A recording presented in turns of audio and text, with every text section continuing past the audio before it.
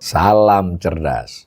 Ibu, bapak, saudara-saudara yang saya hormati, sesi membacakan cuitan saya, Awali Rizky, di platform X atau Twitter, kali ini membacakan dua cuitan yang saling berhubungan yang ditulis pada tanggal 2 Februari 2025. Yang pertama yang saya tulis jam 10.47 pagi, tanggal 2 Februari 2025. Saya tulis begini.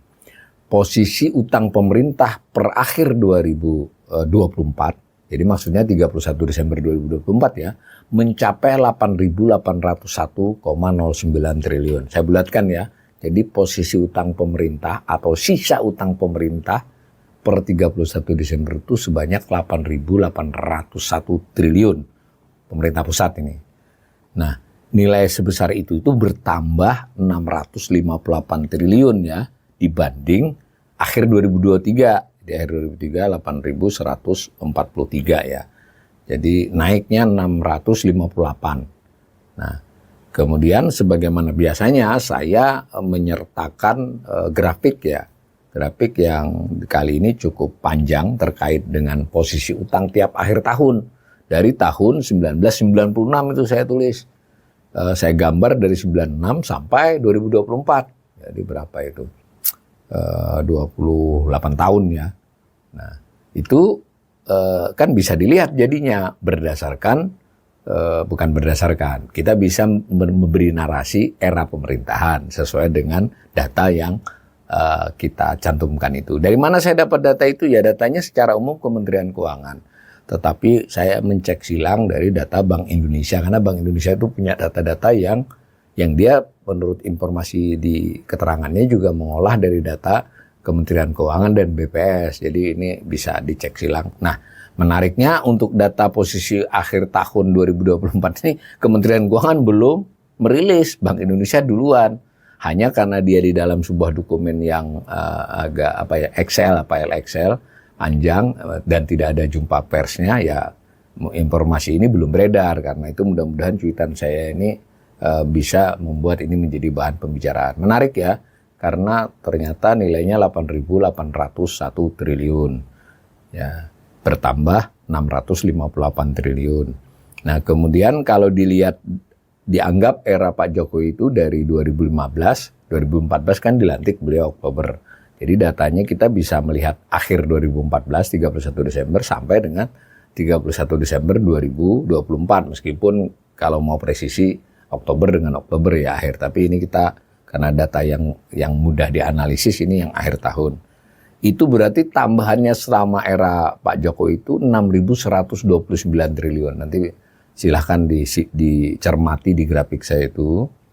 Nah, karena 2014 itu baru 2.609, sementara sekarang 8.801. Nah, sebagai perbandingan pada era SBY itu hanya bertambah 1.309 triliun selama 10 tahun. Jadi Pak Jokowi ini kalau tambahannya ya, bukan posisinya, tambahannya itu total tambahan tiap tahun selama 10 tahun itu sekitar 4,7 kali lipat. Jadi hampir 5 kali lipat daripada era Pak SBY, era Jokowi. Nah, di situ saya juga cantumkan dengan kalau misalnya dipakai 96 sampai 2004. Jadi berapa era pemerintahan itu? Jadi termasuk krisis 97-98 itu tambahannya hanya 1.173 triliun ya, untuk perbandingan saja. Nah, satu hal lagi bahwa pada APBN 2025 berarti kan era pemerintahan Prabowo belum terjadi, kan baru jalan sebulan ini, baru Januari jalannya. Tetapi sebagai sebuah negara kan ada keuangan negara yang direncanakan dan itu ditetapkan oleh undang-undang namanya APBN, Anggaran Pendapatan Belanja Negara. Di APBN itu ada target pendapatan, ada rencana belanja, lalu akibatnya kemudian defisitnya dibiayai itu ditutupi, diatasi lah kalau rumah tangga. Nah, salah satu item yang pembiayaan itu namanya pembiayaan utang, itu 775,8 triliun, 776 triliun lah. Berarti secara perencanaan pemerintahan Prabowo ini berencana menambah utang sebanyak 776 triliun di tahun 2025. Ini sebuah tambahan yang luar biasa besar ya. Hanya kalah dari era pandemi dan pemulihan 2020, 21, 22. Tapi dibandingkan tahun-tahun yang panjang, ini adalah yang terbesar. 776 triliun rencananya untuk menambah utang. Nah itu kira-kira informasi message dari atau pesan dari tweetan saya kali ini ya, ingin mengingatkan saja. Ini soal aman tidak aman itu soal diskusi lain, bahwa utang pemerintah pusat Indonesia ini terus bertambah dan laju kenaikannya cenderung meningkat. Di luar saat ketika pandemi COVID, kalau misalnya itu pun dibuang, terjadi peningkatan yang memang sangat luar biasa. Dan sejauh APBN 2025, era Presiden Prabowo belum berencana melambatkan laju penambahannya itu. Demikian ya. Lalu cuitan saya yang kedua itu terhubung. Nah, tadi di cuitan pertama, ini beberapa jam kemudian saya tulis sorenya ya. Itu tertulis rasio utang akhir 2024. Jadi Desember 2024 diperkirakan 41,51% atas PDB. Ini juga belum ada publikasi ya.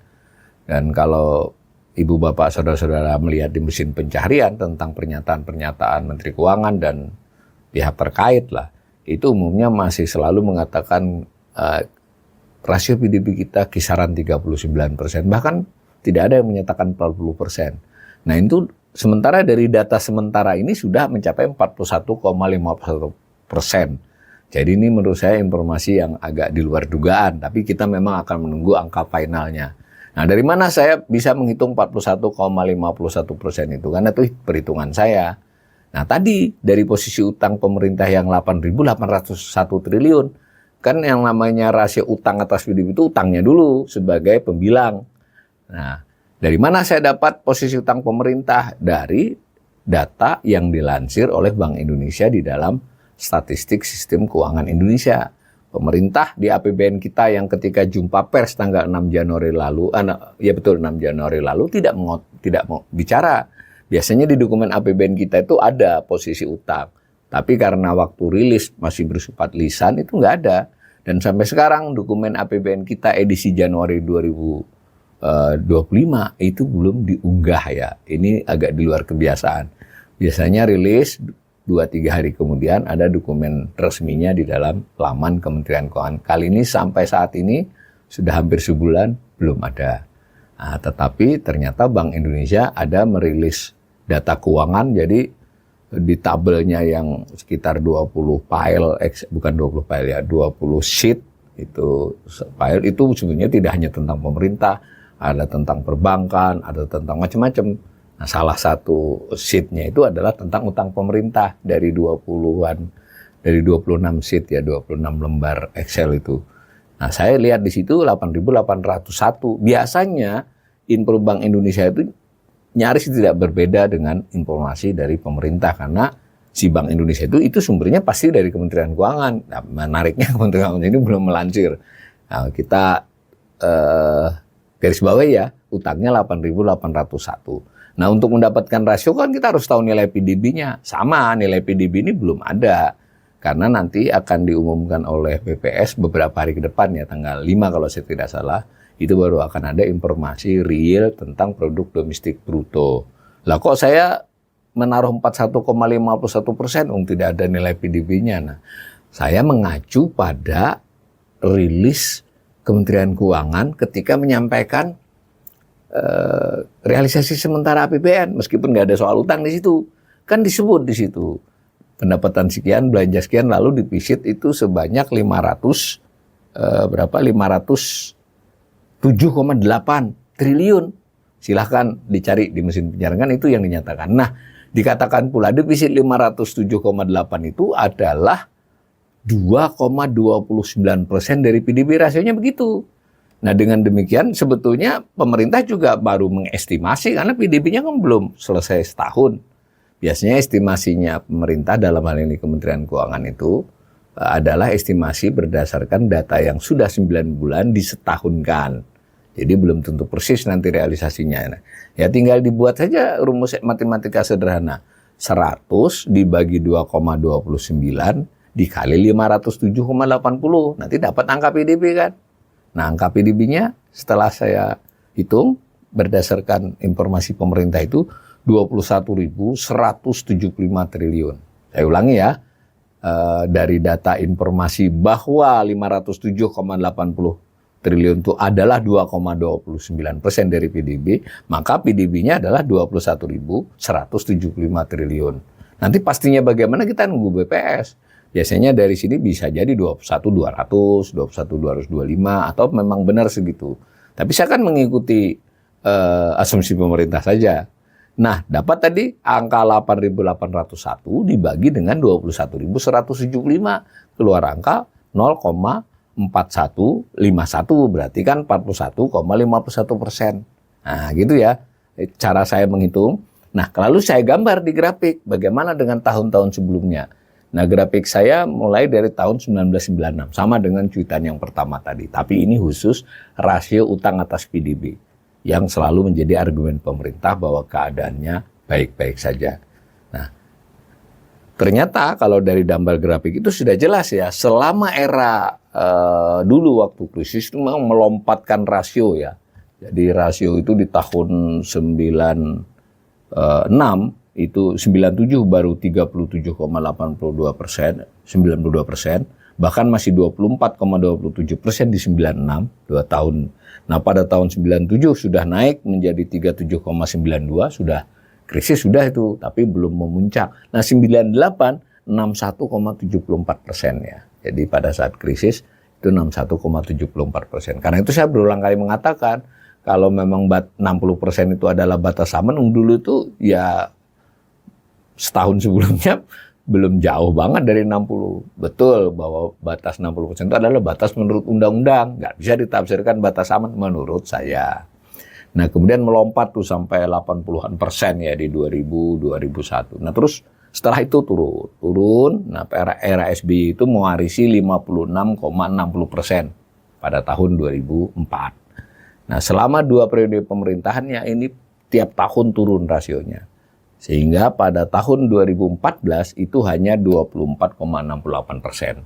Nah, di era Pak Jokowi dimulai dari 24,68% itu, di periode pertama naik menjadi 30,23% ya pada akhir 2019. Jadi sebelum pandemi COVID. Nah, jadi nggak hanya pandemi COVID yang menambah rasio ini.